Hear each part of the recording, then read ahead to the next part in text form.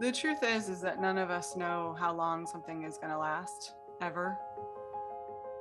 And a lot of forms of relationship are designed with the idea that you can somehow know that.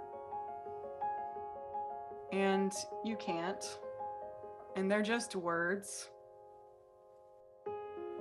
If you can name the elephant in the room, in this case, that none of us can really know, there's a lot more room for love to move through a relationship, and the bond becomes deeper.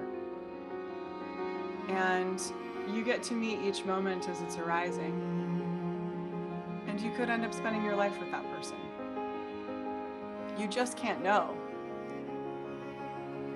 The construct of relationship, as we have formerly known it, is kind of dying anyway. Because time moves very fast and relationship changes form all the time. And it's dependent on so many factors. You grow, they grow, you grow at different times. Sometimes the desire and the eroticism is really hot, sometimes it's not. Sometimes the communication is really good, sometimes it's not. It's just not possible to actually make a promise and keep it without revisiting the promise on a regular basis. This is one of the reasons why a lot of people who get marriage advice are told you need to recommit to love every single day when you wake up in the morning.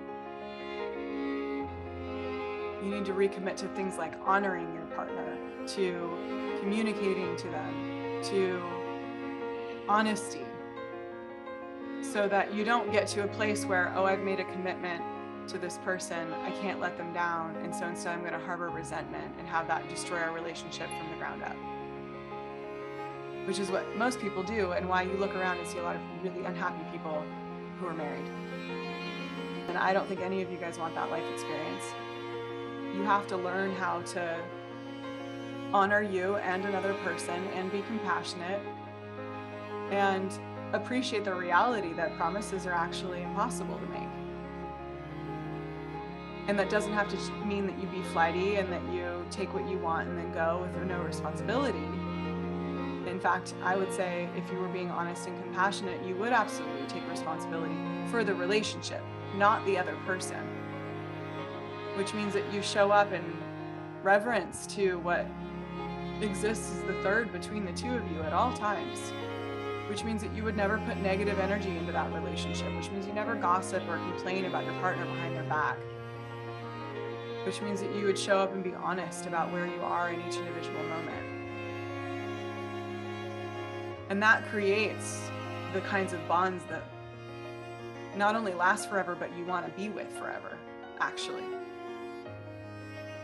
Because suddenly you can be a naked soul with another naked soul, and nothing would ever unhinge that. And creating that kind of relationship is rare because a lot of people are not willing to say the challenging things and ask the questions that they need the answers to in order to feel safe in the relationship really early on. And then they go years and years, and then they're afraid to ask those questions, even though this is a person they're spending their life with and share a bed with and have children with, and they're afraid to know the truth. And so they avoid it. And you see that in a lot of conventional relationships.